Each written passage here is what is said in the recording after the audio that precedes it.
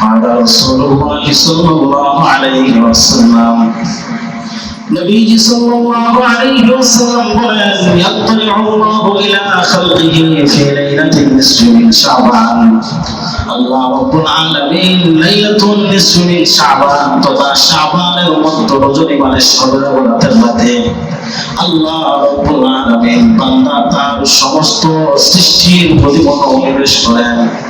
মনোনিবেশ করার পরে নবী সাল্লাল্লাহু আলাইহি ওয়াসাল্লাম বলেন ফায়াগফিরু লিজামি'i খালকিহি ইল্লা লিমুশরিকিন আও মুশাহিন। দুই শ্রেণীর মানুষ, এক নম্বর যারা আল্লাহর সাথে শিরক করে, দুই নম্বর যাদের মনে অন্তরে বিদ্বেষ পোষণ করে, হিংসা পোষণ করে। আল্লাহর নবী বলেন এই দুই শ্রেণীর মানুষ ছাড়া অন্যান্য সমস্ত মানুষকে আল্লাহ মাফ করে দেন। কই শ্রেণীর মানুষ ছাড়া? এক নম্বর যারা আল্লাহর সাথে শিরক করে, দুই নম্বর যারা বিদ্বেষ পোষণ করে, হিংসা যাদের অন্তরে, তাদেরকে আল্লাহ মাফ করে। সহিহ বর্ণনা قال رسول الله صلى الله عليه وسلم নবী সাল্লাল্লাহু আলাইহি ওয়াসাল্লাম বলেন إن الله عز وجل ينزل ليلة النصف من شعبان إلى السماء الدنيا। আল্লাহর নবী বলেন আল্লাহ রাব্বুল আলামিন শাবানের মধ্য রজনী মানে শবে বরাতের রাতে আল্লাহ প্রথম দুনিয়ার আসমানে অবতরণ করেন। অবতরণ করার পরে নবীজি বলেন ফায়াগফিরুল আকসারা মিন আদাদি শারি গনামি কালবিন। কাল গোত্রের বকরীর পশমের চাইতেও অধিক পরিমাণ মানুষকে ওই রাতে আল্লাহ রাব্বুল আলামিন মাফ করে দেন। তাহলে আগের হাদিসে জানলাম আল্লাহ অসংখ্য অগণিত মানুষকে মাফ করেন, তবে দুই শ্রেণীর মানুষ ছাড়া। কোন শ্রেণীর মানুষ? এক নম্বর জানি না যারা আল্লাহর সাথে শিরক করে, দুই নম্বর যারা বিদ্বেষ পোষণ করে। এই রাতে সবাই মাফ পায়, আল্লাহ সবাইকে মাফ করেন, কিন্তু এই দুই শ্রেণীর মানুষকে আল্লাহ মাফ করেন না। এক নম্বর যারা শিরক করে, শিরক মাজারে গিয়ে সেজদা দেওয়া, এটা শিরক। মাজারে গিয়ে সেজদা দেওয়া কি বলেন তো? শিরক করা হয় আল্লাহর জাত অথবা সিফাতের সাথে অথবা ইবাদতের ক্ষেত্রে অন্য কাউকে শরীক করার নাম হলো শিরক। আজকের এই জুমায় আমরা শাবান মাসের গুরুত্ব, ফজিলত এবং এই মাসের মধ্যে যে বিশেষ একটা রাত আছে, যে রাতকে আমরা শরবাত নামে চিনি, এই রাত সম্পর্কে কিছু আলোচনা শুনবো ইনশাআল্লাহ। শাবান মাস এটা অত্যন্ত গুরুত্বপূর্ণ একটা মাস। এই মাসের গুরুত্বের দিকে লক্ষ্য রেখে, ফজিলতের দিকে লক্ষ্য রেখে নবীজি সাল্লাল্লাহু আলাইহি ওয়াসাল্লাম এই মাসে বেশি পরিমাণে নফল রোজা রাখতেন। সহিহ বুখারীর বর্ণনা হযরত আয়েশা রাদিয়াল্লাহু তাআলা আনহা বলেন عن عائشة رضي الله تعالى عنها قالت كان رسول الله صلى الله عليه وسلم يصوم حتى نقول لا يفطر ويفطر حتى نقول لا يصوم। আম্মা জান আয়েশা রাদিয়াল্লাহু তাআলা আনহা বলেন নবীজি সাল্লাল্লাহু আলাইহি ওয়াসাল্লাম নফল রোজা রাখতেন, এমনভাবে ধারাবাহিকতার সাথে নফল রোজা রাখতেন যে আমরা মনে করতাম যে রাসূলুল্লাহ সাল্লাল্লাহু আলাইহি ওয়াসাল্লাম হয়তো এই নফল রোজা রাখা বন্ধ করলেন। ওয়াইফতিরু হাত্তা নাকুলা লা ইয়াসুম। আবার অনেক সময় এমন হইতো যে রাসূলুল্লাহ সাল্লাল্লাহু আলাইহি ওয়াসাল্লাম নফল রোজা রাখতেন না, আমাদের কাছে মনে হইতো, আমরা বলতাম যে হয়তো আল্লাহ রাসূল সাল্লাল্লাহু আলাইহি ওয়াসাল্লাম আর নফল রোজা রাখবেন। এই বর্ণনায় আরো পাওয়া যায় আম্মা জান আয়েশা রাদিয়াল্লাহু তাআলা আনহা বলেন فما رأيته استكمل صيام شهر إلا رمضان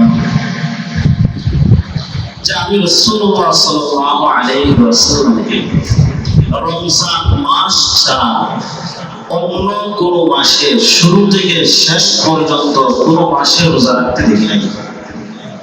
সম্পূর্ণ মাস রোজা রাখতেন শুধুমাত্র রমজান মাস। রমজান মাস ছাড়া অন্য কোন মাসের শুরু থেকে শেষ পর্যন্ত পুরাটা মাস নফল রোজা রাখছেন আম্মা জান আয়েশা রাদিয়াল্লাহু তাআলা আনহা বলেন, আমি আল্লাহর রাসূল সাল্লাল্লাহু আলাইহি ওয়াসাল্লামকে এইভাবে পুরো মাস নফল রোজা রাখতে দেখি নাই। তিনি আরো বলেন, وما رأيته أكثر صياما منه في شعبان। আমি রাসূলুল্লাহ সাল্লাল্লাহু আলাইহি ওয়াসাল্লামকে শাবান মাসের চাইতে অধিক পরিমাণ নফল রোজা রাখতে অন্য কোন মাসে দেখি নাই। মানে নবীজি সাল্লাল্লাহু আলাইহি ওয়াসাল্লাম সবচাইতে বেশি নফল রোজা রাখতেন কোন মাসে? একটু আওয়াজ দিয়ে বলেন, কোন মাসে বেশি নফল রোজা রাখতেন? শাবান মাসে। আবু দাউদের বর্ণনা عن عائشة رضي الله تعالى عنها قالت، أما زن عائشة رضي الله تعالى عنها بلن كان أحب الشهور إلى رسول الله صلى الله عليه وسلم أن يصومه في شعبان। عائشة رضي الله تعالى عنها بلن نبي صلى الله عليه وسلم কাছে নফল রোজার জন্য সবচেয়ে বেশি পছন্দনীয় মাস ছিল শাবান মাস। কোন মাস? মানে এই মাসে আল্লাহ রাসূল সাল্লাল্লাহু আলাইহি ওয়াসাল্লাম নফল রোজা রাখতে বেশি পছন্দ করতেন, মনোযোগ যাতে অন্যদিকে না যায়। এই মাসে নবীজি সাল্লাল্লাহু আলাইহি ওয়াসাল্লাম কেন বেশি পরিমাণে নফল রোজা রাখতেন? কারণটা কি? মুসনাদ আহমদ ইবনে হাম্বলের বর্ণনা, নবীজির সাহাবী উসামা ইবনে যায়েদ রাদিয়াল্লাহু তাআলা আনহু তিনি বলেন, লাম্মা তাসুমু শাহরান মিনাশ শুহুরি মা তাসুমু মিন শাবান। উসামা ইবনে যায়েদ রাদিয়াল্লাহু তাআলা আনহু বলেন, আমি নবীজি সাল্লাল্লাহু আলাইহি ওয়াসাল্লামকে জিজ্ঞাসা করলাম, ইয়া রাসূলুল্লাহ, আপনি শাবান মাসে যে পরিমাণ নফল রোজা রাখেন, অন্য কোন মাসে আপনাকে এই পরিমাণ নফল রোজা রাখতে দেখি নাই, কারণটা কি? শাবান মাসে আপনি বেশি নফল রোজা রাখেন। নবীজি সাল্লাল্লাহু আলাইহি ওয়াসাল্লাম বললেন, যাকা শাহরুন ইয়াগফিরুন নাসু আনহু বাইনা রাজব ওয়া রমাদান। নবীজি বললেন, শাবান মাস এটা রজব এবং রমজানের মধ্যবর্তী একটা মাস। মানুষ রমজানের ফজিলত সম্পর্কে জানে, রজব মাস সম্মানিত 4 মাসের মধ্যে একটা। এই রজব মাসের ফজিলত সম্পর্কেও মানুষ জানে, কিন্তু রজব এবং রমজানের মধ্যবর্তী যে শাবান মাস আছে, এই শাবান মাস সম্পর্কে মানুষ কাফের, মানুষ উদাসীন। এরপরে নবীজি বলেন, ওয়া শাহরুন তুরফাউ ফীহিল আ'মালু ইলা রাব্বিল আলামিন। এই শাবান মাস হলো এমন একটা মাস যে মাসে আল্লাহ রাব্বুল আলামিনের কাছে বান্দার আমলনামা পেশ করা হয়। ফাউহিব্বু আন ইউরফা আমালি ওয়া আনা সাইমুন। আল্লাহ নবী বলেন, আমার চাহিদা হলো, আমার আকাঙ্ক্ষা হলো, আমার আমলনামা আল্লাহর কাছে এমন অবস্থায় যেন পেশ করা হয়, আমি একজন রোজাদার, আমি রোজা থাকা অবস্থায় আমার আমলনামা যেন আল্লাহর কাছে পেশ করা হয়। এই কারণে নবীজি সাল্লাল্লাহু আলাইহি ওয়াসাল্লাম শাবান মাসে বেশি পরিমাণে নফল রোজা রাখতেন। শাবান মাসে বান্দার আমলনামা কার কাছে পেশ করা হয়? পুরো 1 বছরের আমলনামা এই শাবান মাসে আল্লাহর কাছে আমাদের যে আমলনামা পেশ করা হয়, পুরো 1 বছর আমরা কি কি গুনাহ কাজ করলাম, কি কি সওয়াবের কাজ করলাম, এই সব কিছু আল্লাহর কাছে এই মাসে পেশ করা হয়। বান্দার আমলনামা চারটা ধাপে আল্লাহর কাছে পেশ করা হয়। কয় ধাপে? ভালো করে মনে রাখবেন, বান্দার আমলনামা আল্লাহ তাআলার কাছে কয়টা ধাপে পেশ করা হয়? চারটা। এক নম্বর, দৈনিক, আমাদের দৈনিক যে আমলগুলো, এই দৈনিক আমলগুলো দুই কিস্তিতে আল্লাহর কাছে পেশ করা হয়। দিনের আমল দিনে, রাতের আমল রাতে। 2 নম্বর সাপ্তাহিক, 3 নম্বর বাৎসরিক, 4 নম্বর পূর্ণ জিন্দেগির আমলনামা একসাথে আল্লাহর কাছে পেশ করা হয়। এক নম্বর কি? দৈনিক। সহিহ মুসলিমের বর্ণনা,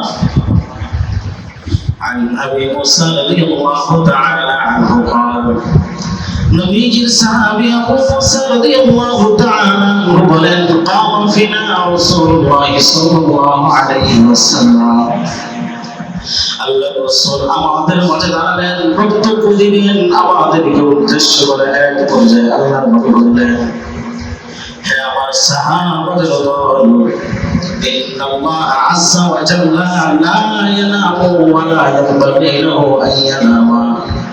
আল্লাহ রাব্বুল আলামিন ঘুমান না, আল্লাহর জন্য শোভা পায় না, উচিত হবে না যে তিনি ঘুমাবেন। আল্লাহ ঘুমান না, আল্লাহর মধ্যে ঘুমের ভাবও আসে না, তন্ত্রও আসে না।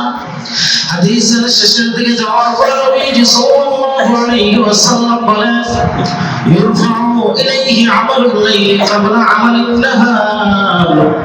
আল্লাহ নবী বলেন, বান্দা দিনের আমলনামা আল্লাহর কাছে পেশ করা হয় রাতের আগে। ওয়া আমালুন নাহারি ক্বাবলা আমালিল লাইল, বান্দা রাতের আমলনামা, প্রথমটা ছিল বান্দা রাতের আমলনামা আল্লাহর কাছে পেশ করা হয় দিনের আগে। এরপরে নবীজি বলেন, ওয়া আমালুল লাইলি ওয়া আমালুন নাহারি ক্বাবলা আমালিল লাইল, আর দিনের আমল পেশ করা হয় রাত আসার আগে। এই যে আমরা দিনের বেলা যে ভালো কাজগুলো করতেছি, এই ভালো কাজগুলো রাত আসার আগে আল্লাহর কাছে পেশ করা হবে। রাতে যে ভালো কাজগুলো করবো অথবা যে গুনাহের কাজগুলো করবো, রাতের শেষ থেকে দিন আসার আগে আল্লাহর কাছে এগুলো পেশ করা হবে। এটা হলো আমল পেশ করার 1 নম্বর ধাপ। 2 নম্বর সাপ্তাহিক। সহিহ তিরমিজি বর্ণনা, قال رسول الله صلى الله عليه وسلم, নবীজি সাল্লাল্লাহু আলাইহি ওয়াসাল্লাম বলেন, তু'রাদুল আ'মালু ইয়াওমাল ইসনাইন ওয়াল খামিস। আল্লাহ নবী বলেন, সপ্তাহের প্রত্যেক সোমবার এবং বৃহস্পতিবার দিন বান্দার আমলনামা আল্লাহর কাছে পেশ করা হয়। فأحب أن يرفع عملي وأنا صائم, আমার চাওয়া হলো আমার আমলটা যেন আল্লাহর কাছে এমন অবস্থায় পেশ করা হয় আমি একজন রোজাদার, আমি রোজা থাকা অবস্থায় যেন আমার আমলনামা আল্লাহর কাছে পেশ করা হয়।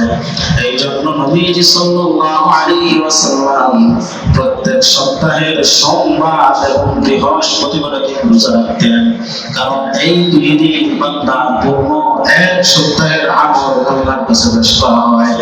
3 নম্বর ধাপ হলো বান্দার পূর্ণ 1 বছরের আমল আল্লাহর কাছে পেশ করা হয়। মুসনাদে আহমদ ইবনে হাম্বলের বর্ণনা, নবীজি সাল্লাল্লাহু আলাইহি ওয়াসাল্লাম বলেন, وهو شهر ترفع فيه الأعمال إلى رب العالمين। আল্লাহর নবী বলেন, এই যে শাবান মাস, এটা এমন একটা মাস যে মাসে বান্দার আমলনামা আল্লাহর কাছে পেশ করা হয়। মানে পূর্ণ 1 বছর বান্দা কি কি ভালো কাজ করলো, কি কি গুনাহের কাজ করলো, সম্পূর্ণ 1 বছরের আমলনামা আল্লাহর কাছে পেশ করা হয়। 4 নম্বর ধাপ হলো বান্দার পূর্ণ জিন্দেগির আমলনামা একসাথে আল্লাহর কাছে পেশ করা হবে। সূরা কাহফের 49 নম্বর আয়াতের মধ্যে আল্লাহ বলেন, ওয়াজিআল কিতাবু ফাতারাল মুজরিমিনা মুশফিকিনা মিম্মা ফীহি ওয়া ইয়াকুলুনা ইয়া ওয়াইলাতানা মা লিহাযাল কিতাব লা ইউগাদিরু সাগীরাতান ওয়ালা কাবীরাতান ইল্লা আহসাহা। আল্লাহ রাব্বুল আলামিন বলেন, কিয়ামতের দিন বান্দার সামনে তার আমলনামা রাখা হবে। আল্লাহ বলেন নবী ওই সময় আপনি অপরাধী যারা তাদেরকে দেখতে পাবেন আমলনামা দেখার পরে তারা ভীত সন্ত্রস্ত হয়ে যাবে।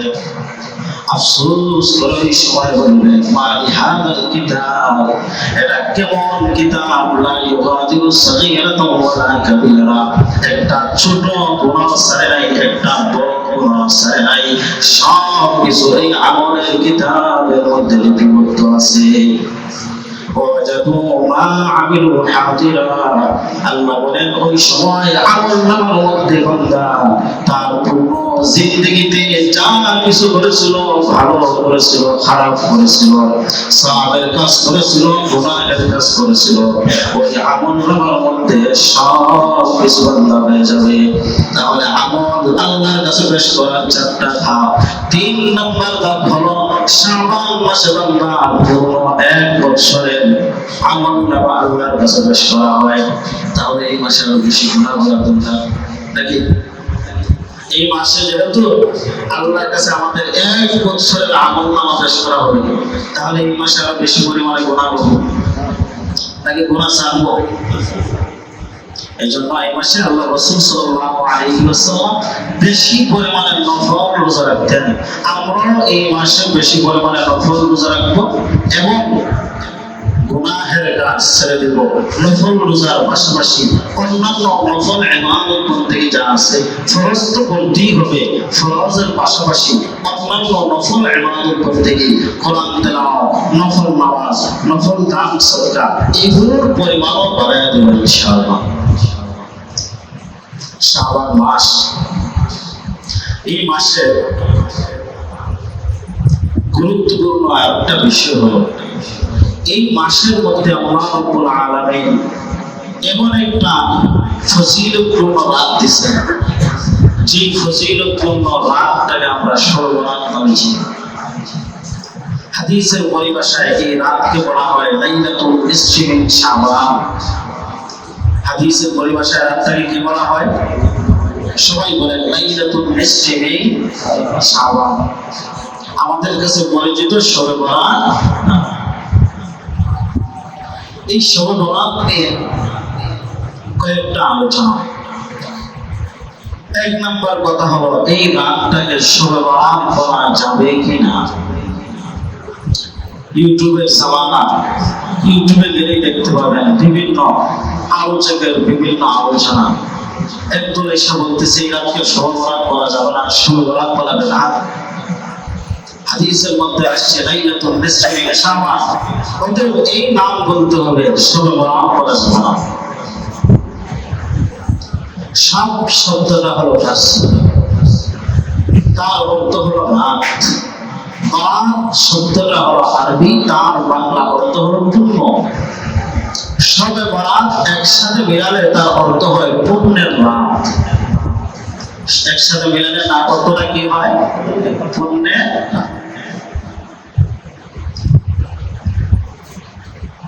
শবে বরাতকে শবে বরাত যদি বলা বিদআত হয়, তাহলে যে আমরা নামাজ বলি না,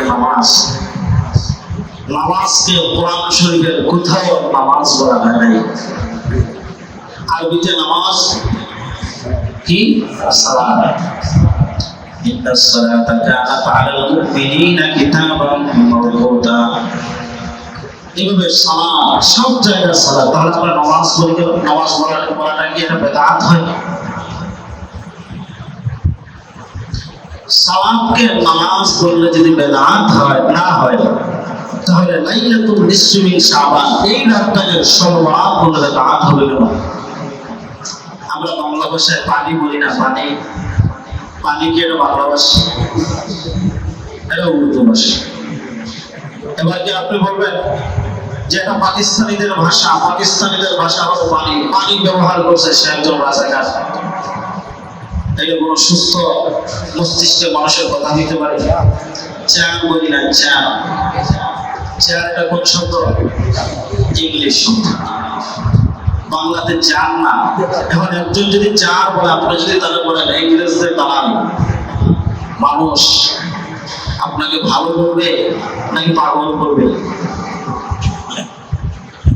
নামাজকে সালাত সালাতকে নামাজ পড়লে যদি বিদআত না হয়, তাহলে লাইলাতুল নিসফি মিন শাবান এই রাতকে শবে বরাত করলে বিদআত হবে না, শবে বরাত করতে কোনো অসুবিধা। তবে উত্তম হলো হাদিসের মধ্যে যে শব্দটা আসছে লাইলাতুল নিসফি মিন শাবান, এই শব্দটাই বলা, এটা উত্তম। বাকি কেউ যদি না বলে শবে বরাত বলে তাহলে কোনো অসুবিধা। শবে বরাত কেন্দ্রিক আমাদের পরবর্তী আলোচনা। এই রাতকে কেন্দ্র করে আমাদের সমাজের মানুষ তিন ভাগে বিভক্ত। কয় ভাগে বিভক্ত? তিন ভাগে। এক নাম্বার, ভালো করে শুনবেন, এক নাম্বার, কিছু মানুষ আছে এমন যারা এই রাতের ফজিলতটাকেই স্বীকার করে না। মানে এই রাতটা যে একটা ফজিলতপূর্ণ রাত, আল্লাহ রাব্বুল আলামিন যে বিশেষ একটা ফজিলত দান করেছেন, রাসূলুল্লাহ সাল্লাল্লাহু আলাইহি ওয়াসাল্লাম এই রাতের বিশেষ ফজিলতের যে বর্ণনা দিয়েছেন, এই ফজিলতটাকে তারা স্বীকার করে না। তারা মনে করে এই রাতটা অন্যান্য স্বাভাবিক যে রাতগুলো আছে ওই রাতের মতোই একটা রাত। গেল একদম মানুষ। দুই নাম্বার, কিছু মানুষ আছে এমন যারা এই রাতের ফজিলতটাকে স্বীকার করে, রাতের ফজিলত স্বীকার করে কিন্তু এই রাতে বেশি পরিমাণে বাড়াবাড়ি করে। বেশি পরিমাণে বাড়াবাড়ি করা, যেমন আতশবাজি করা, দোকানপাট, নিজের ঘর বাড়ি এগুলো আলোকসজ্জা করা, কবরের মধ্যে গিয়ে ভিড় জমানো, ওই যে জিয়ারত করতে হবে, এরপরে হালুয়া রুটির ব্যবস্থাপনা করা, হই হুল্লোড় করা, আর কত কিছু। মানে ফজিলতের কথা স্বীকার করে আবার বেশি পরিমাণে বাড়াবাড়ি। তিন নাম্বার, যারা এই রাতের ফজিলতের কথা স্বীকার করে কিন্তু বেশি পরিমাণে বাড়াবাড়ি করে না, বরং সাহাবায়ে কেরাম এবং রাসূলুল্লাহ সাল্লাল্লাহু আলাইহি ওয়াসাল্লাম এই রাতে যা কিছু বলেছেন হাদিসে যে বর্ণনাগুলো পাওয়া যায়, এইভাবেই তারা এই রাতে ইবাদতের মাধ্যমে, আমলের মাধ্যমে এই রাতটাকে তারা অতিবাহিত করে।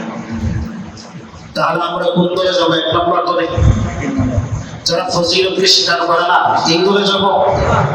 দুই নম্বর, যারা এই রাতের ফজিলতকে স্বীকার করে বেশি পরিমাণে বাড়াবাড়ি করে বিদআত করে এই দলে যাব না। তাহলে কোন দলে? তিন নম্বর দলে। আমরা এই রাতের ফজিলতটাকে স্বীকার করি। এই রাতে রাসূলুল্লাহ সাল্লাল্লাহু আলাইহি ওয়াসাল্লাম যা কিছু করছেন, যে আমলের বর্ণনা পাওয়া যায়, এই আমল সহ অন্যান্য যে আমলগুলো আছে, এই আমলের মাধ্যমে, ইস্তেগফার তওবার মাধ্যমে আমরা এই রাতটাকে অতিবাহিত করব ইনশাআল্লাহ। কি কি আমল করব আলোচনা শেষে দিকে আসতেছি। এবার আসেন এই রাতের ফজিলত কি।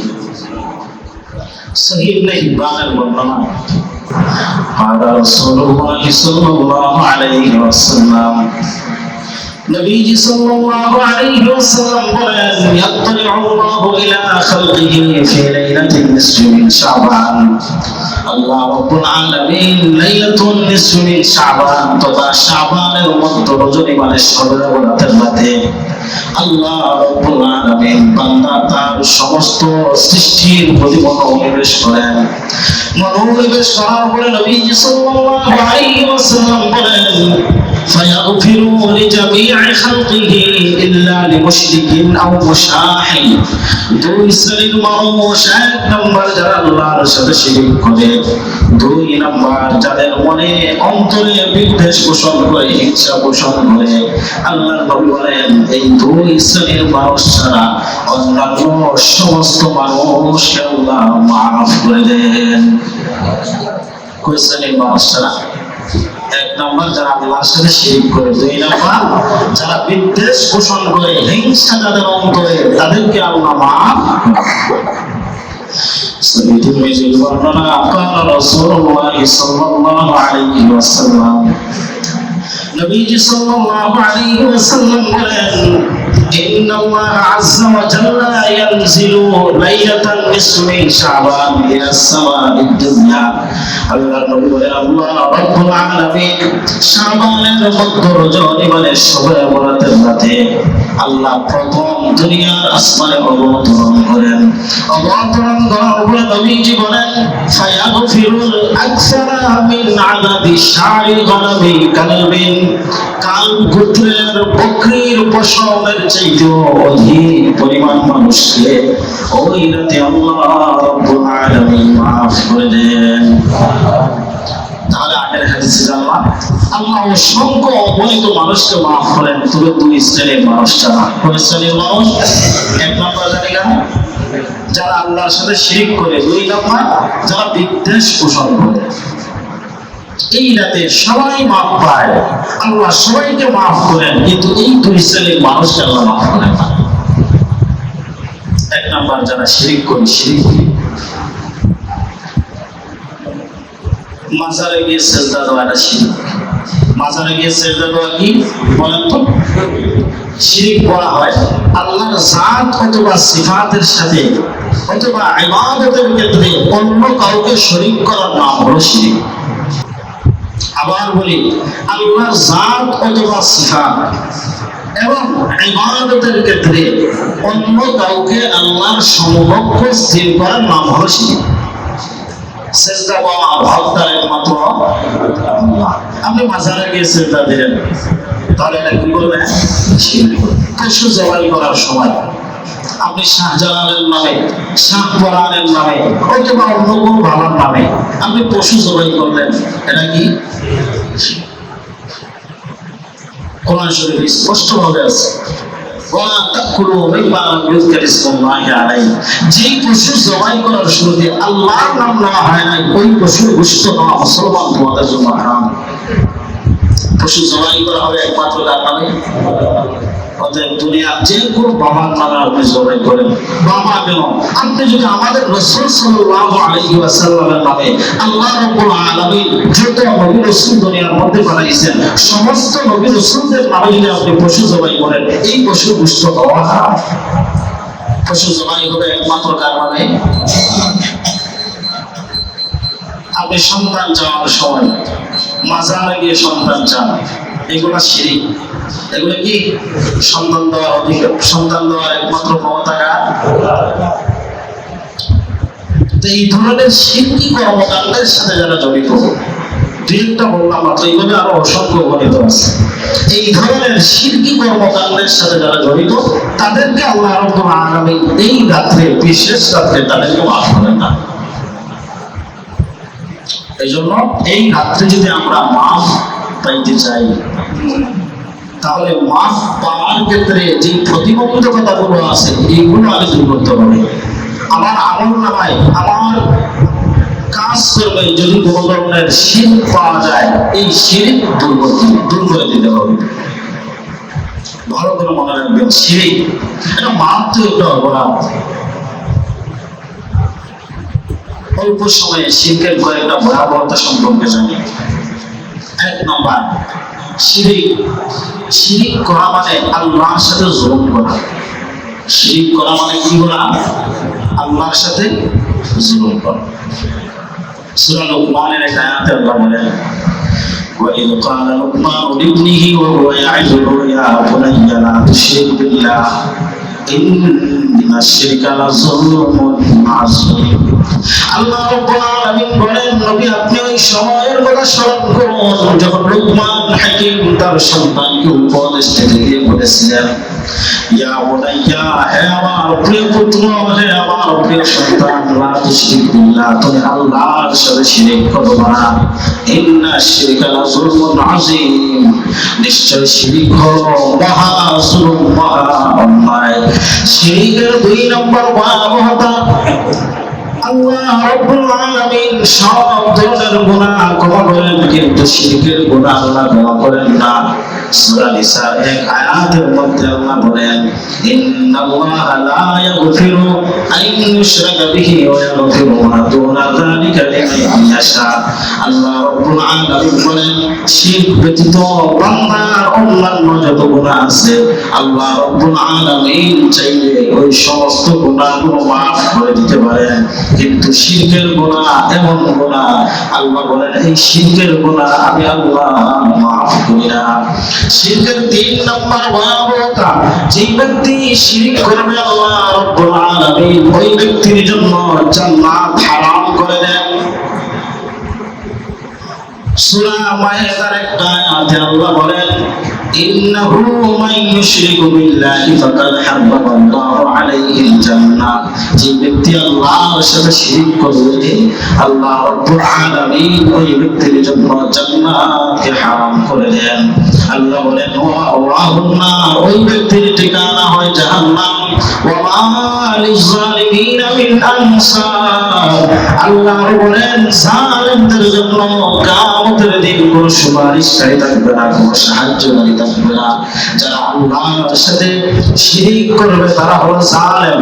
আল্লাহ বললেন যারা জালেম এই জালেমদের জন্য কোনো সুপারিশকারী থাকবে না, কোনো সাহায্যকারী থাকবে না।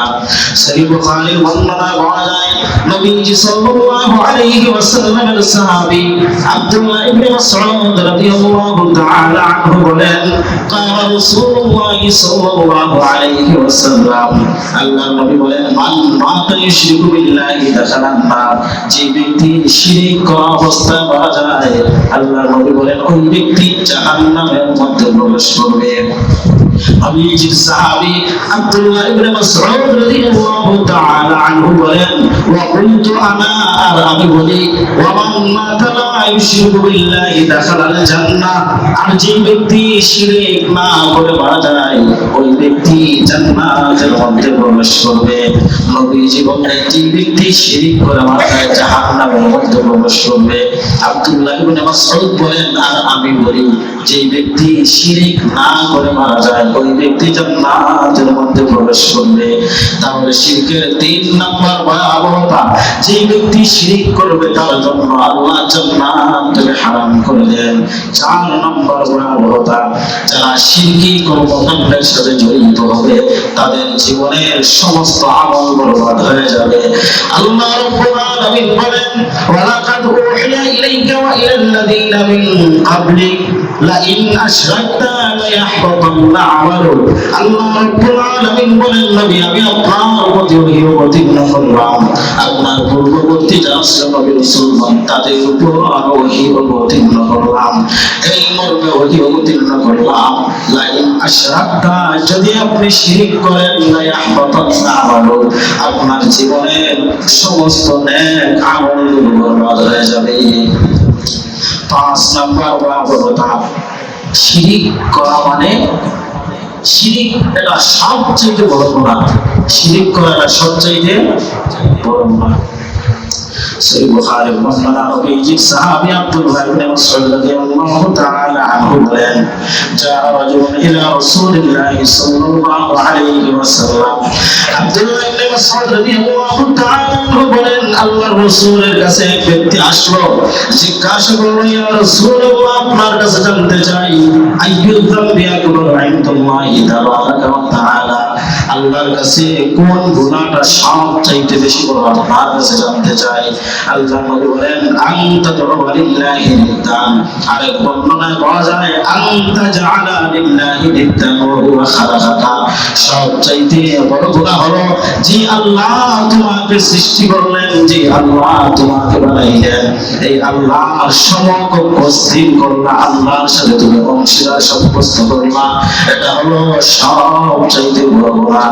শিরকের 6 নম্বর ভয়াবহতা, সহিহ বুখারীর বর্ণনায় পাওয়া যায় নবীজি সাল্লাল্লাহু আলাইহি ওয়াসাল্লাম বলেন আল কাবাইরু, নবীজি কবিরা গুনাহের বর্ণনা দিতেছেন। 1 নম্বরে বললেন আল ইশরাকু বিল্লাহ, আল্লাহর সাথে শিরক করা।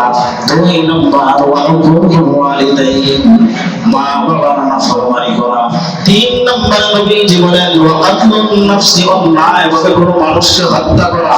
চার নম্বরে আল্লাহর নবী বলেন ওয়াল ইয়ামিনুল গুমুস, মিথ্যা শপথ করা।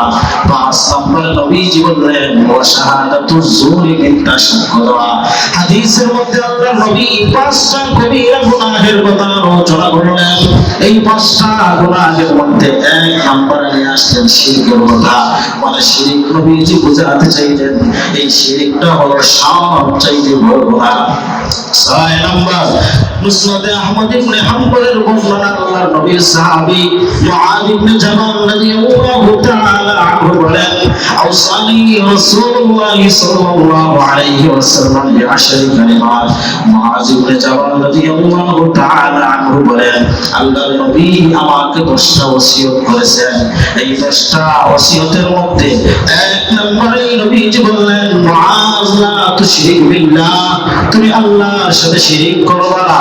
ওয়া ইন কুতিলতা ওয়া হুররিতা, মুআয তোমাকে যদি হত্যা করা হয়, আগুনে জ্বালিয়ে দেওয়া হয়, পুড়িয়ে দেওয়া হয়, তবুও তুমি শিরিক করবা না।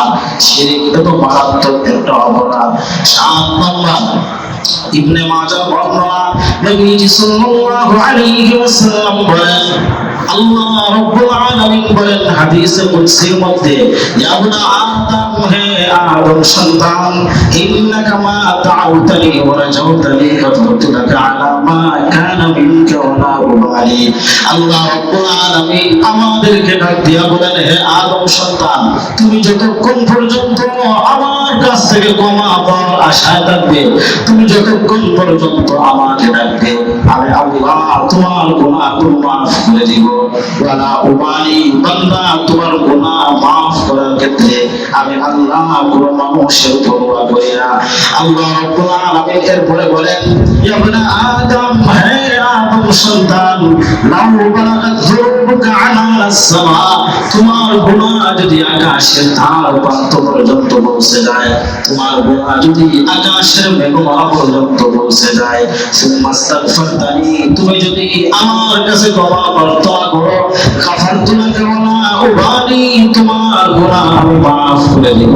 তোমার গুনাহ মাফ করার ক্ষেত্রে আমি আল্লাহ কোনো মানুষের কোনো পরোয়া করি না।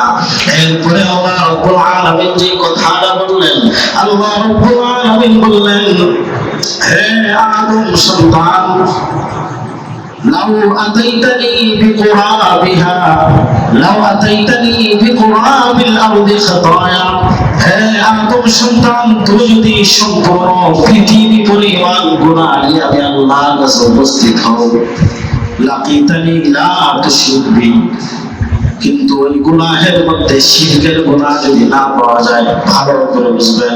আল্লাহ বললেন আদম সন্তান, তুমি যদি সম্পূর্ণ পৃথিবী পরিমাণ গুনাহ নিয়ে আমি আল্লাহর কাছে উপস্থিত হও, ওই গুনাহের মধ্যে যদি শিরকি কোনো গুনাহ না পাওয়া যায়, লা আতাইতুকা বিকুরাবিহা মাগফিরা, আমি আল্লাহ তোমার কাছে এক পৃথিবী পরিমাণ ক্ষমা নিয়ে উপস্থিত হয়ে যাব। তবে শিরিক ছাড়া, কি বলছেন আল্লাহ, যদি ওই গুনার মধ্যে শিরিক না থাকে, তার মানে শিরিক এটা আমার জন্য অপরাধ। এই কারণে কোন ক্ষেত্রে আমার কথার মাধ্যমে, কাজের মাধ্যমে শিরিক যেন না হয়। তাহলে এই রাত্রে যদি আমরা আল্লাহ থেকে মাফ পাইতে চাই, তাহলে কয় ধরনের মানুষের কথা বললেন? এক নম্বরে যারা শিরক করে তাদেরকে আল্লাহ মাফ করেন না। দুই নম্বরে যাদের মনে হিংসা বিদ্বেষ, অন্য মুসলমানের প্রতি বিদ্বেষ পোষণ করে অন্তরের মধ্যে, তাদেরকে আল্লাহ রাব্বুল আলামিন এই রাত্রে মাফ করেন না। হিংসা সম্পর্কে গত কয়েক জুমায় আমরা লম্বা জোড়া আলোচনা শুনছি। শুধু একটা জমা বয়ানি ছিল হিংসা বিদ্বেষ সম্পর্কে। আজকে সময় কম, এই জন্য এটা নিয়ে বলার সুযোগ নাই। এবার আসেন 3 নম্বর আলোচনা শুরু করার কেন্দ্রে, এই রাতে আমরা কি কি আমল করব। ইবনে মাজাহ বর্ণনা করা যায় এই রাতে নবীজি সাল্লাল্লাহু আলাইহি ওয়াসাল্লাম নামাজ আদায় করছেন, নফল নামাজ। হাদিসের মধ্যে পাওয়া যায় নবীজি লম্বা রুকু করছেন, লম্বা সিজদা দিয়েছেন।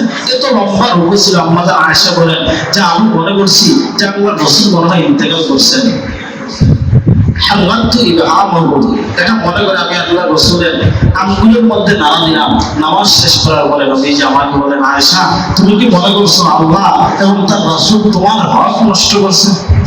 আমাদের আয়েশা বলেন, হে রাসূলুল্লাহ, আমি এইগুলো কোনো কিছু ভাবি নাই। আমি তো মনে করছিলাম আপনি যেভাবে লম্বা সেজদা দিয়েছেন, আমি মনে করছিলাম যে আপনি মনে হয় ইন্তেকাল করছেন। রাসূল সাল্লাল্লাহু আলাইহি ওয়াসাল্লাম বললেন, আতাদরিনা আয়েশা তুমি কি জানো এই রাতটা কোন রাত? আয়েশা রাদিয়াল্লাহু তাআলা আনহা বললেন, আল্লাহ এবং তার রাসূল ভালো জানেন। আল্লাহ নবী বললেন, এই রাত হলো লাইলাতুল নিসফি মিন শাবান, শাবানের মধ্য রজনী। এই হাদিস থেকে জানা যায় এই রাতের এক নম্বর করণীয় হলো নফল নামাজ আদায় করা। নফল নামাজ পড়বেন, বিশেষ ধরনের কোনো নফল নামাজ না, অন্যান্য সময়ে যেভাবে নফল নামাজ পড়েন ওইভাবে স্বাভাবিক নিয়তে আমি 2 রাকাত নফল নামাজ পড়তেছি, আল্লাহু আকবার। এই নফল নামাজের জন্য বিশেষ কোনো সূরাও নির্ধারিত নাই যে এই সূরা পড়তে হবে ওই সূরা পড়তে হবে, এমন কোনো বিষয় না। যার যেই সূরা মুখস্থ আছে ওই সূরা দিয়েই পড়তে পারবে। এজন্য 1 নম্বর বেশি পরিমাণে নফল নামাজ পড়া। এই রাত্রে 2 নম্বরে আমরা যে কাজটা করবো, যেহেতু এই রাত্রে আল্লাহ রাব্বুল আলামিন তার অসংখ্য অগণিত বান্দাকে মাফ করেন, আমরা আমাদের জিন্দেগীর সমস্ত গুনাহের জন্য এই রাত্রে আল্লাহর কাছে বেশি পরিমাণে তওবা করব, ইস্তিগফার করব। 3 নম্বর যে কাজটা করতে পারি, নফল দান সদকা করব। 4 নম্বর বেশি পরিমাণে কোরআন তেলাওয়াত করার চেষ্টা করব। এই রাত্রে সামান্য পরিমাণ সময় যাতে আমাদের নষ্ট না হয়, 5 নম্বরে যে কাজটা করতে পারি, আল্লাহর রাসূল সাল্লাল্লাহু আলাইহি ওয়াসাল্লামের উপর বেশি পরিমাণে দুরূদ শরীফ পড়তে পারি।